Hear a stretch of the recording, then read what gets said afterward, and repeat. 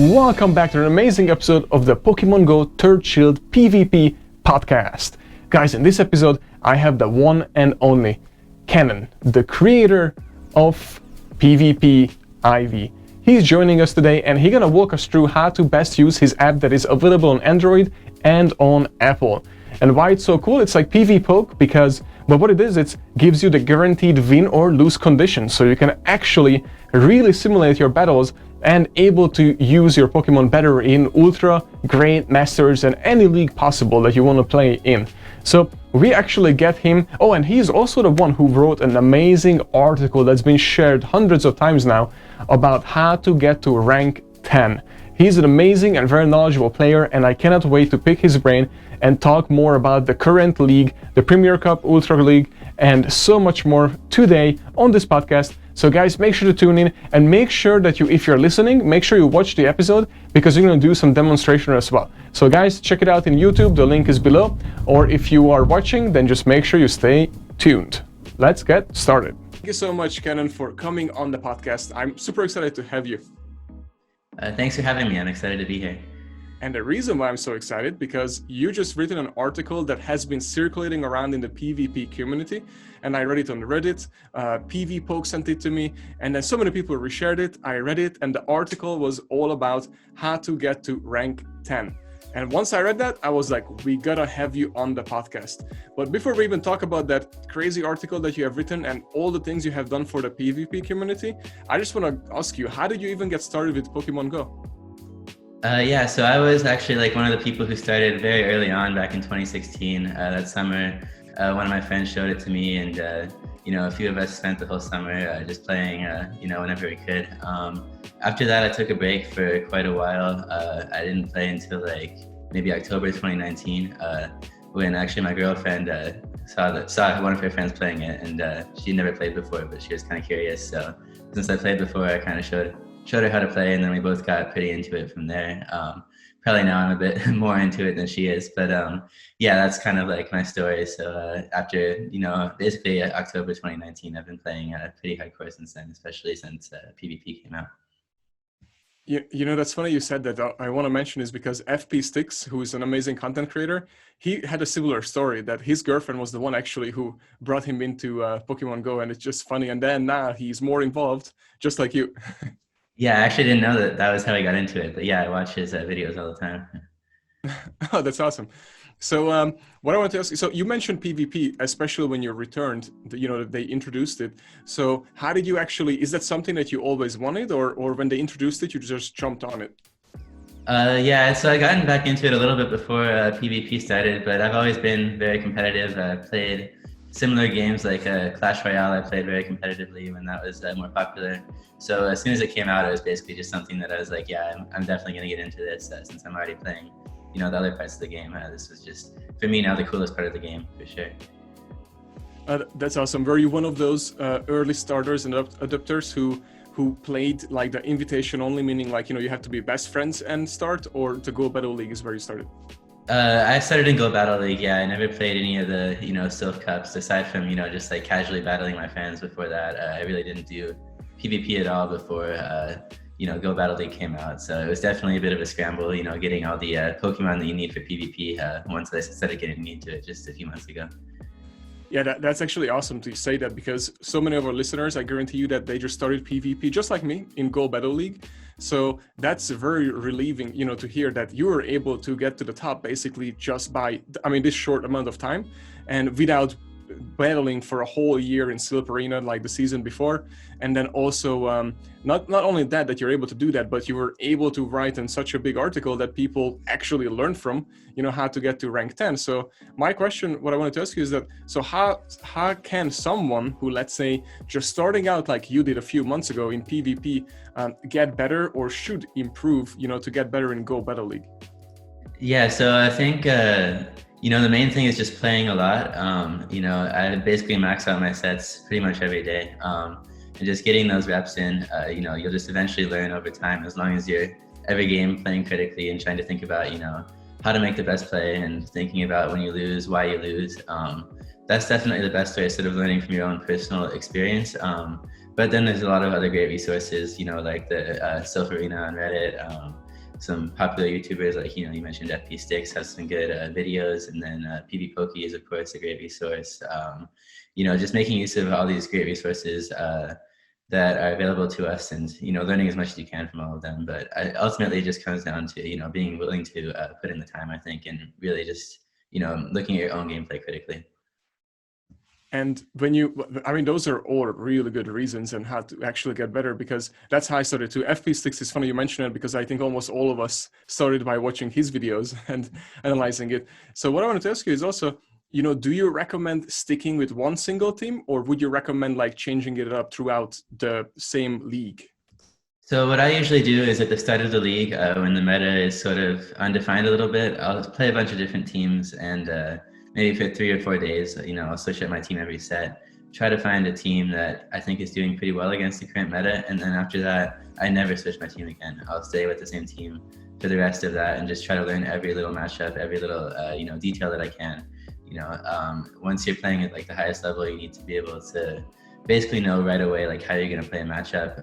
If you're a little bit late to switch out, or if you switch the wrong Pokemon, that can like be the difference between a win and a loss very easily. So staying with one team once you're confident that it's good enough to play at the top with is pretty important, I think. That is a really good point that you mentioned, that you actually just go until you find the right team for the meta and you stick with it, because at the higher level, just like you mentioned, and when I was up against lots of ranked 10 players, when I finally reached 2700 plus, and I was facing them, it was so funny, because when they see your first Pokemon and then they see your second, because there was like a quick swap in and out, and then not even the shields are still there, for example, but sometimes because of the matchups and Gengar and the situations, they would just quit right up there, because they know, all right, I lost because I messed up the swap and I'm stuck and I lost my counter, for example. So it's funny that you mentioned it, because you knew exactly what scenario you can win and what you can lose, and then they don't waste time, they literally quit because they know that they lost. You know what I mean? Yeah, although I will say, I'm always very surprised when people at a high level just forfeit that early in the match. Sometimes I'll have games where my last Pokemon is able to beat like all 3 of their Pokemon, and I'm able to like come back from a bad lead. So I definitely would not recommend forfeiting right away, but there's definitely some situations where it's very difficult to come back, and you can tell right away it's going to be an uphill battle for sure. Yeah, that's also very, very true, because just to give you one, and listeners, and to you one example, I just had this already in this season. Zionic actually reshared that little clip that I had. You might have even seen it too, but it was LLM Marowak that I had in the back with like the little tiny health, this much, like literally just two counters or punches and it's gone, right? But I had 2 Shadow Balls basically saved up, besides like 1 additional fast move, and he had 2 Shadow Pokemons left. One was Hypno, one was Machamp, and had no shields left, and he has full health basically on both. And I was able to, with this tiny help, close out the match and won that match against a ranked 10 player. And I was like, oh crap, I didn't see this coming. But that's exactly the perfect example. Yeah. Nice. Yeah, it's always satisfying when you get those come from behind wins. Yeah. So now what I want to ask you, so what was, because the season is, not over, but like the Great League is basically over as of tonight. So my question what was your team that you actually, let's say, started with, and what was the team that when you arrived and you said, okay, this is the team? Yeah, so when I started out, I was trying like that core meta line of like Stunfisk, Azumarill, Tropius. I tried Meganium instead of Tropius. I tried all kinds of different teams with Scrafty. Really wanted to make Scrafty work, but just didn't have much luck with that. Tried a bunch of teams with like Ferrothorn, Skarmory, but the one that I ended up using, and I think I'm in the top 100 now, which is pretty cool, is Umbreon lead, and then Azumarill safe switch with Playrough, and then Abomasnow in the back. That's awesome, and I love everyone who says that, try to make Scrafty work, because I tried it too, it didn't work out for me either. Yeah, it's so much fun when it works out and you get like, super boosted Scrafty just sweeping their whole team, but it's just so hard to beat Azumarill. If it had like a stronger like poison type move or something, or just something that could give coverage on Azumarill instead of a foul play, I think it could be so much better, because it has really great typing and good bulk too, so it's a lot of fun to play. Yeah, I agree, exactly. So now that Great League is wrapping up, so the next question I would have is, are you excited about Ultra League, and what would be your starting lineup? Or if you don't want to share your starting lineup, what would you recommend that people will try out? Yeah, so Ultra League has historically been my weakest league. I did have a Cresselia last season, but I've been reluctant to power up like a Registeel or things like that. For a league that haven't had a whole lot of fun in so far. But I'm very excited for the Premier Cup. I think taking out like the 4 most bulky Pokemon will make the matches go like a little bit faster, have a nice pace to them. And in terms of like what I would recommend, I think especially for Premier Cup, it's so new that I have literally no idea. I know that in my rankings for PvPIV and then also for PvPoke, Venusaur has been #1, so that might be a good place to start. But yeah, we'll see if that ranking actually plays out in terms of in actual gameplay, whether or not Venusaur is truly #1. But yeah, for regular Ultra League, I think that definitely there's not too much change. I think Giratina will be strong as usual, even though they've been nerfed Cresselia, Registeel. Those usual core Pokemon are definitely where I'd recommend starting for Ultra League. So which one will you start when the game launches on Monday afternoon? Which one will you click on, the regular Ultra or the Premier? Definitely going to try out Premier first. Yeah, played regular Ultra so much. I'm excited to try a new format. Awesome. I'm excited too. I'm no matter what, in both leagues, I can use my favorite Pokemon, which is Gengar. So I'm going to try to make that work. Yeah, I think Gengar will be really good in terms of, or at least I think Ultra League will be the place where it does best.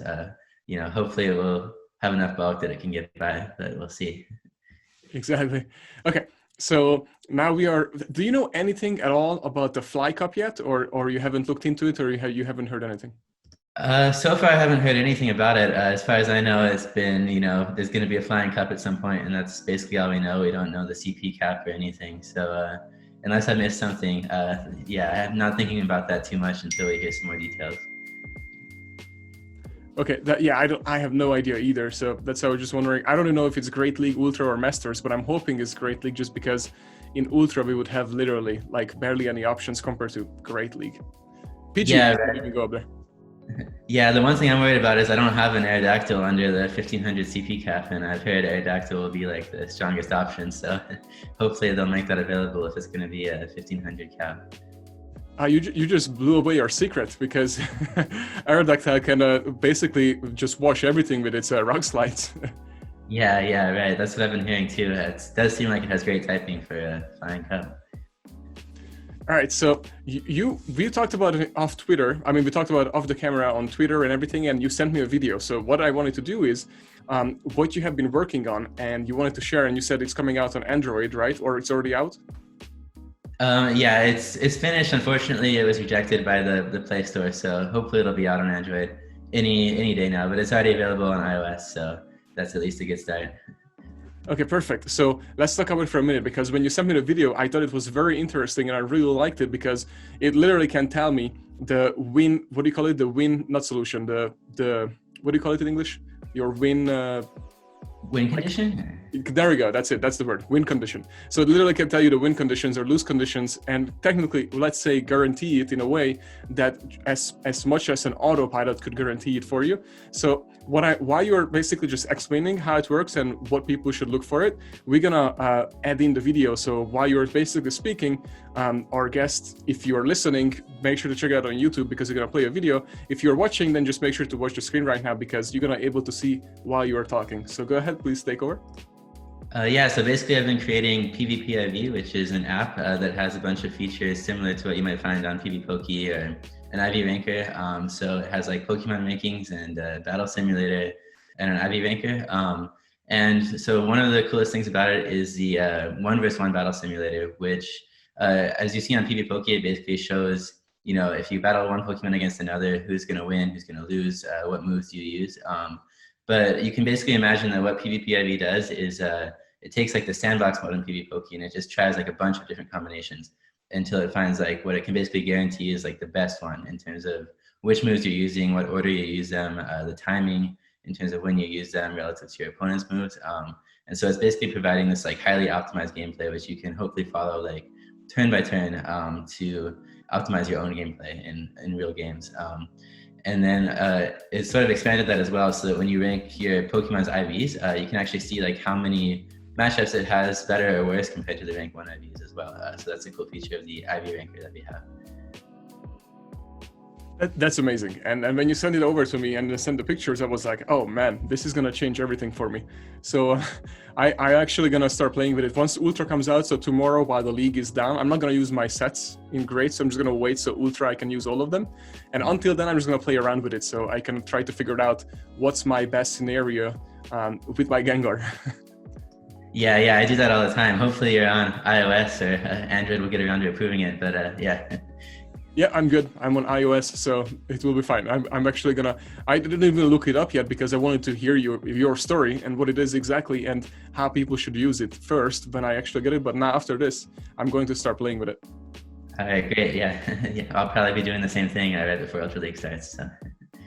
So since you talk about preparation, what is like your normal preparation look like for, let's say, we can start that, I guess, with a new season or just like daily preparation when you go into your battles.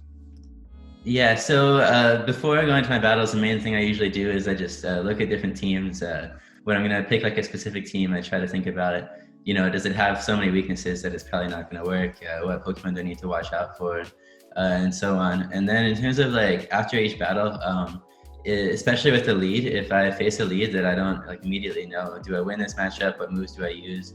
Then I'll go on to my simulator, or you can use PvPoke too, and basically just look at who's supposed to win, what moves are you using, and basically just trying to learn exactly how to play that matchup so that every time I'm confident going back into that again. And so after a while, like especially with my lead, I'll know exactly when to switch out, exactly what moves to use and when. And then if I lose a game, I'll also look back at it usually and see like, was there maybe a different swap I could have made? Was there some sort of misplay? Did my opponent just make a good play with like a sack swap or something like that? Just trying to understand why I lost, and was it because of the team composition? Was it because of something else? And yeah, basically if I'm finding a lot of losses due to team composition, then I might try to switch up my team. But in general, I find that especially once I pick a team, most of the losses are either avoidable or just because the opponent made some really good plays. So that's basically my process, is like trying to learn more like after each battle than before, and beforehand just trying to find good teams basically. And that's amazing. So that's something that I'm gonna have to take more seriously after you said this. So then what happens? Let's say if you ready to go, you prepare and everything, and you go in, and your first 5 sets you do a 1-4, for example. Do you go right back in and then with the same team, and then hopefully that it works out better?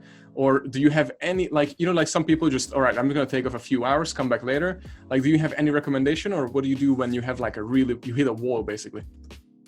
Yeah, so if I hit a wall early on, then I'll definitely be changing up my team. If I hit a wall later in the season, usually I feel like after a certain point, I'll have enough confidence in my team that I'm fine just continuing to play. Like, usually once I decide on a team, it's because it's had, maybe 4 or 5 good sets in a row. And so I'm not going to be like off put by maybe one bad set after that. And, in general, I try to avoid getting like too tilted, especially, as the game stands right now, there's not really any like rewards for, doing better on the leaderboard or anything like that. So I feel like at this point it's largely just for fun. And for that reason, I usually just play all my sets out like one right after the other. I don't like take a break or anything like that, unless, I have something else to do in the middle. But yeah, in general, I don't usually take breaks if I get tilted, but I think that that's kind of different for different people depending on, your personality and how tilted you get and stuff like that. That's a good point. I'm glad you said that. It clears up lots of things for lots of people, how to look at it and not to take it too seriously if they tank all day, because there's no positives, no negatives really from it. But then it's a game at the end of the day. But what I was going to also ask you is, so compared to last season into this season, what is that, like how much you think the point system changed in a way that is it going to be easier to get to rank 10, or is it going to be just easier to stay steady? Yeah, so I know a lot of people have said about like the 7-point swing instead of having like 12 from last season, but on the flip side, because they didn't, take out as much of our initial rating, like our initial ratings are all much higher than they were last season, I think it's probably going to balance out. We already have people who are only like a few hundred points from rank 10, and I think it's probably going to be ultimately about the same as last season in terms of how hard it is to hit rank 10. And I would hope that if it ends up being a little bit too small of a point swing, then they'll change that later in the season, kind of like they did with season 2. But as of right now, I don't think that it's going to be too much more difficult to reach rank 10 just because of the difference in points being offset by the difference in initial rating. Although for people who started out lower, it definitely does make it a bit more of a climb. Although again, I think there should be more points overall just because they didn't cut down the initial ratings as much. So I don't have like a super professional idea of it, but overall, I think I'm pretty confident that like last season, they'll make it possible to hit rank 10 and hopefully have a decent number of people hitting it. What would be your number one recommendation to somebody who, let's say, been stuck in rank 9, very close to rank 10, but haven't just hit rank 10? What would you tell them to do? Yeah, I had that experience in the past. Like last season, I hit rank 10 in Master League and I got up to like 2990 twice and then dropped back down to like 2900 and then back up until I finally hit it. I think that ultimately in that case, like if you've hit 2950 or like 2990, if you just keep playing, excuse me, you'll eventually hit rank 10. Maybe not this season, maybe next season, but once the difference between like 2950 and 3000 is so little that like one good set can put you over the edge. So I wouldn't worry about it too much and basically just keep playing, keep learning from your mistakes, and you'll get there eventually. And that also reminds me, because you mentioned the starting point. So do you know anything about that? So meaning, let's say if this season I finish up, let's say at 2800, very close to 3000, and instead of like tanking at the end of the season because testing so many different teams, should I like try to keep it at my points as high as I can because the next season I keep X amount of points? Or do you know how it works? So I don't know the exact details, and I think it's subject to change season to season as well. But I think this season I did see, and in my own personal experience as well, that it's basically a sum fraction of your ending ranking from last season as your starting ranking for the new season. So yeah, if you do want to start out the new season strong, then you probably want to avoid tanking at the end of the last season, and especially if you're trying to climb the leaderboards, that's another good reason not to tank probably. But on the flip side, I think that whether you start out lower or higher, if you keep playing at your highest potential, then you eventually will reach where you're supposed to be, regardless of where your starting ranking is. Even if you start out with no previous experience in the previous season, I think eventually you'll get up to where you're supposed to be. That's good. Good point. Good you said that, because that's good to know, because lots of people at the end of the season, once they hit rank 10 too, they just tank because they just goof around or try out lots of things. It's good to know that if you tank too much, then it might hurt your next season performance right up front. So good thing you mentioned it. And what I wanted to ask you is, the number one thing is that Stardust, right, in this game. So it's like the number one currency. So do you have like a secret to do, or like a daily routine, or anything that you could recommend to people to save, to spend, or to gather more Stardust? Yeah, so I'm definitely not like super rich in Stardust. I think that my like overall resources, especially for Master League, are probably like relatively lower than a lot of other players, just because I started pretty recently. So in terms of like what I do for Stardust, I actually get most of mine from Go Battle League, just because I basically have completed my Pokédex, so I don't do like too much catching except when I'm looking for like really good PvP EVs. So I basically just only get Stardust from Go Battle League unless there's like a 3 times Stardust event or something, and then I'll try to basically just be catching through that event to pop a star piece, just because that Stardust can really add up to. And so that's a good point you mentioned it, because that's why I only do that as well. But the question, so do you do something like, do you have a general rule? For me, I have a rule. So for example, I know that daily average I get between 30 to 50,000 Stardust every day because of Go Battle League, and then just a daily catch bonus and one set of eggs. So I get between 30 to 50,000. So I know that basically that's 210,000 a week. So I know my rule is that I can spend 100 to 110,000 a week, and I still grow 100,000 per week as a general rule. Do you have something like that or no? Yeah, I also kind of keep track in terms of like how much I get from Go Battle League, how much I get from eggs and catches. I think, maybe I get about like 30K per day too.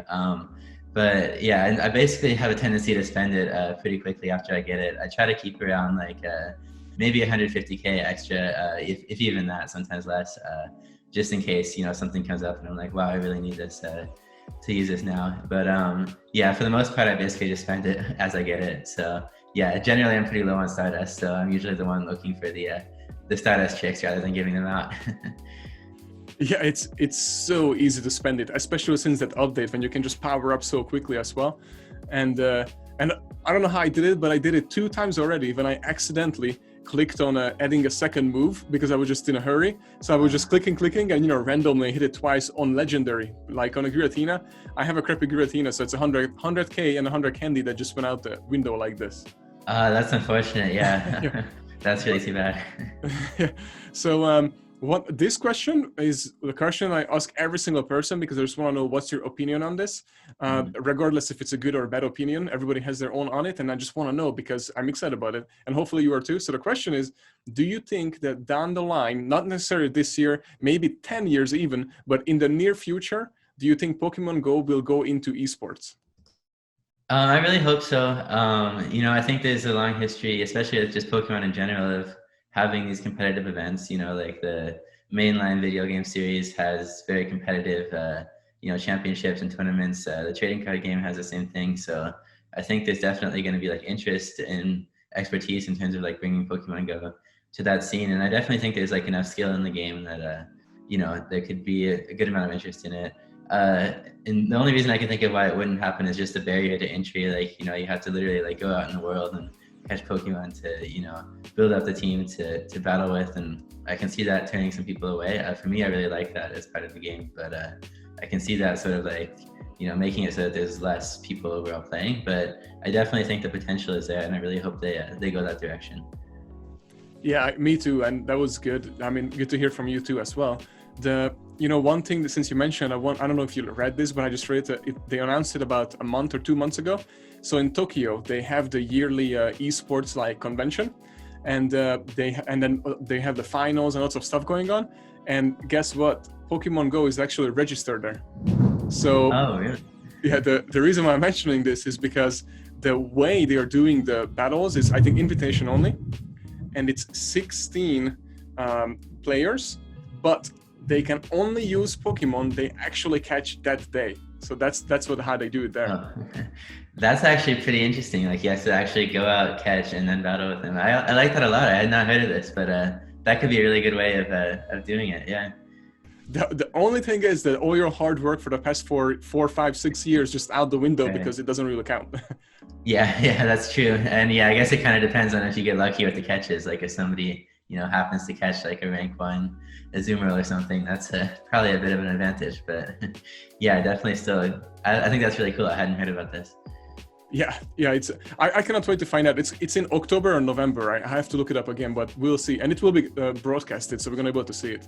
So what I wanted to ask you lastly is that, well, 2 things. Is 1, what's next for you? So I think my main focus, especially lately, has been on developing PvPIV. Adding more features, making sure it stays up to date with like the latest changes to the game.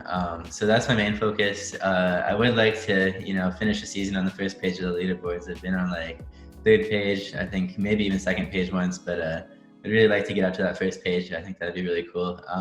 And since people like that article you mentioned so much, I'm planning to follow up with a couple similar articles at some point as well. So have a lot of stuff in the works.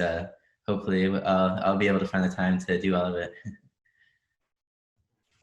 I'm sure you will, and those are really good goals. And then what I want to ask you is, where can people, let's say, get in touch with you? And then also, is there a way people can contribute so they can help you with programming, with money, or any ways possible so you can actually get ahead even faster? So in terms of where to contact me, I have my Twitter at KenanMel. Maybe you can put that in the video description or something. And then I also have in the PvPIV app, there's like a contact me button. So you can always use that as well. And then, so I have like PvPIV Pro, which has a couple of extra features. Most notably, it lets you basically compare 2 Pokemon and see like all the matchups that are different between them. And that's $2.99 per month. So in terms of like money, definitely having that helps. As if we can make the project more financially stable, I can of course, spend more time on it, maybe expand it to web or something like that. So it opens up a lot of options. And I'll probably be opening up my Patreon again. I turned that off when I started PvPIV Pro, but since I'm doing articles and stuff now too, I'll probably open that back up again if people want to contribute there as well. Thank you for that, and thank you so much for sharing it, because I'm gonna link it in too, guys. So if you're listening or watching, you're gonna see the link, or if you're just listening, in down below in the under the comment sections in the description, you're gonna be able to see all the details, how to get in touch and how to get the app and all the details. Well, I just want to say thank you so much for coming on the podcast. I really appreciate it. I know you're busy, and I know you can do some coding instead of talking, and and just wanted to thank you so much for being here. Well, thanks. Yeah, it was a lot of fun. I always enjoy coming on, getting to know more of the community. So appreciate it. Thanks for having me.